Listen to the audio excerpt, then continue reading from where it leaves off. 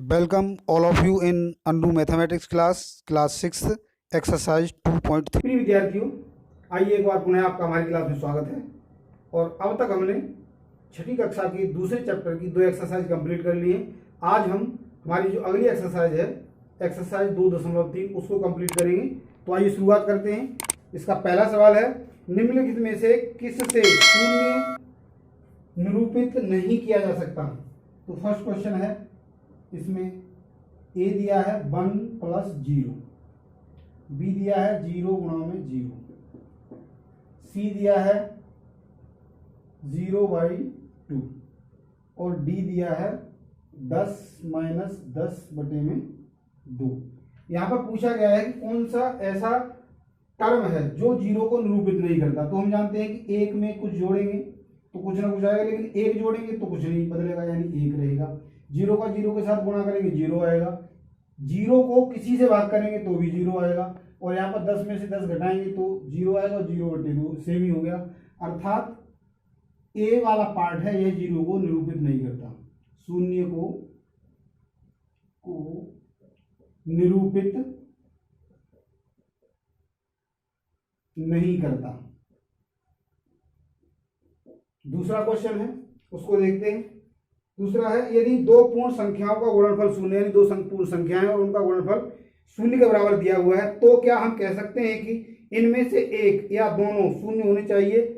तो अब हम देखते हैं। दूसरा क्वेश्चन है, ये कह रहे हैं कि दो संख्याएं हैं, दो संख्याओं का गुणनफल बराबर 0 है। तो ये पूछ रहे हैं कि क्या एक संख्या 0 होगी या दोनों 0 होंगी। तो देखो 1 × 0 बराबर 0 आता है, 0 × 0 बराबर 0 आता है। हम कह सकते हैं कि कम से कम एक संख्या तो जरूर 0 होगी, दोनों होंगी तो भी ठीक है। अर्थात जो प्रश्न पूछा गया है कि दोनों 0 होंगी, दोनों 0 हो सकती हैं, तो भी हमारा प्रश्न सही है। और एक तो कम से कम 0 होनी चाहिए, तो कम से कम एक संख्या 0 होगी, कम से कम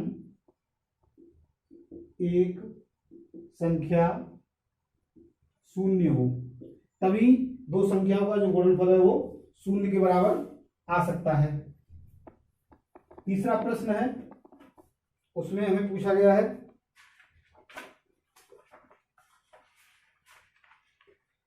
यदि दो पूर्ण संख्याओं का गुणनफल 1 है, यानी दो संख्याएं उनका गुणनफल 1 दिया है, तो क्या हम कह सकते हैं कि इनमें से एक या दोनों ही संख्याएं 1 के बराबर होंगी। उदाहरण देकर उत्तर की पुष्टि कीजिए।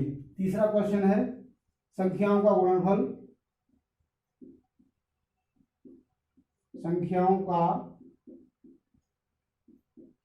गुणनफल 1 दिया है। अब ये पूछा गया है क्या ये दोनों संख्याएं 1 होंगी या, तो 1 × 1 करेंगे तो 1 आएगा, और 1 × यदि हम 0 करेंगे तो 0 आएगा, 1 × 2 करेंगे तो 2 आएगा। अर्थात दोनों ही संख्याएं 1 होनी चाहिए। अतः दोनों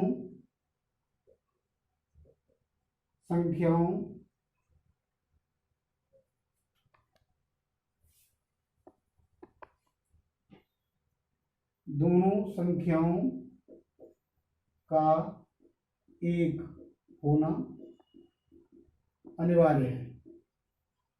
दोनों संख्याएं जब 1 होंगी तभी जो हमारी संख्या है उनका गुणनफल 1 प्राप्त हो सकता है। यदि हमने एक भी संख्या को बदल दिया तो हमारा जो परिणाम है वो बदल जाएगा। अगला प्रश्न है, वितरण विधि को से ज्ञात कीजिए, यानी वितरण विधि का उपयोग करके सॉल्व करना है। वितरण विधि हम पहले ही आपको समझा चुके हैं। तो प्रश्न नंबर फर्स्ट है 728 × 101। क्वेश्चन नंबर 4 का ए पार्ट है, इसको वितरण नियम से हल करना है। तो देखो वितरण नियम के लिए 728 इसको हम 100 + 1 के रूप में लिख सकते हैं। वितरण नियम में क्या है कि जो बाहर वाली संख्या है उसको अंदर वाली दोनों संख्याओं से गुणा किया जाता है। तो इसका इसके साथ गुणा करेंगे तो 728, हम जानते हैं कि 100 का गुणा करेंगे तो 2 0 आ जाते हैं, प्लस 728, इनको जोड़ देंगे 8 2 8 और 7 15 हो गए, और ये 3 यानी 73,528 उत्तर आ जाएगा। अगला पार्ट है 5337, सॉरी 5437 है, 5437 गुणा में 1001, तो इसको भी इसी की तरह हल करेंगे। 1000 प्लस 1, इसका इसके साथ गुणा हो जाएगा 5437, 3 जीरो आ जाएंगे और प्लस 5437 इसके साथ जोड़ना है, तो 7345। इस तरीके से लिखते तो गलती होने के चांस कम होते, पीछे से लिख दिया है 734 और ये 7 and 5 12 हो गया, 1 कैरी 445, 54,42,437। इसी प्रकार से अगला पार्ट है उसको देखते हैं।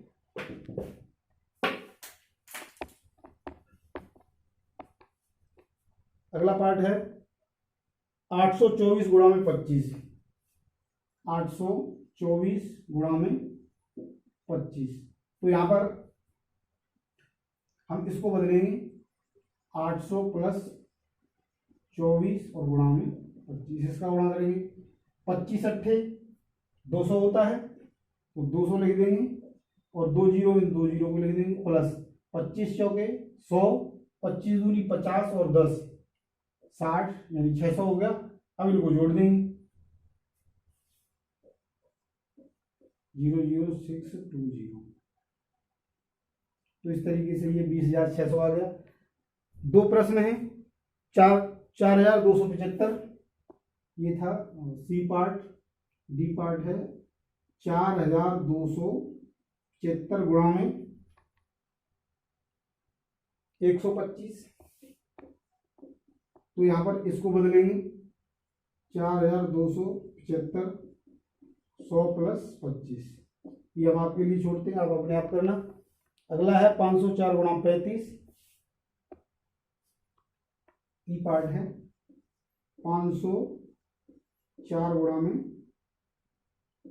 35 अब इसको तोड़ेंगे 500 प्लस 4 और ये 35, तो 35 का इसके साथ गुणा करेंगे तो 2 जीरो आएंगे, 55 25, 5 दिए 15 और 2 17 प्लस 35 दूनी 70 दूनी 140, यानी 140 हो गया। अब इसको जोड़ देंगे 5 और 1 6 7, ये हो गया 17,640। तो ये प्रश्न पूरा हुआ। पांचवा प्रश्न है जो लास्ट प्रश्न है, उसमें एक पैटर्न दिया है, उस पैटर्न का अध्ययन करना है और उसके आधार पर अगले 2 टर्म लिखने हैं। तो देखो यहाँ पर हम देखते हैं क्वेश्चन नंबर 5, इन्होंने यहाँ पर जो दर्शाया है उसके आधार पर ही हम इसका सॉल्यूशन निकालेंगे। पहले पैटर्न को समझेंगे क्या है। a गुणा में 8 प्लस 1 बराबर 9 दिया है, 12 गुणा में 8 प्लस 2 बराबर 98 दिया है, 123 गुणा में 8 प्लस 3 बराबर 987 दिया है, 1 2 3 4 इंटू 8 प्लस 4 1876, 1 2 3 4 5 इंटू 8 प्लस 5 98765। इस तरीके से इतना। अब अगले 2 टर्म लिख रहे हैं तो हम देख रहे हैं कि यहाँ पर एक नंबर बढ़ता जा रहा है, यानी 1 2 3 4 5 6 इंटू 8, तो ये वाला टर्म यहाँ पर आएगा 6 और यहाँ पर से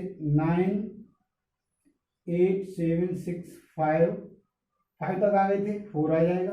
अगला लिखना है तो 1 2 3 4 5 6 7 आ जाएगा इंटू 8 और प्लस यहाँ पर भी हम 7 लिखेंगे, तो 98765 और 3। इस तरीके से हम उधर एक नंबर घटाते जा रहे हैं, इधर एक नंबर को बढ़ाते जा रहे हैं। तो हमने दोनों टर्म लिख दिए। इस प्रकार से आज हमारा जो दूसरा चैप्टर था वो कंप्लीट हो गया। आगे कल से हम तीसरा चैप्टर है उसको शुरुआत करेंगे। तो आज के लिए इतना ही, धन्यवाद।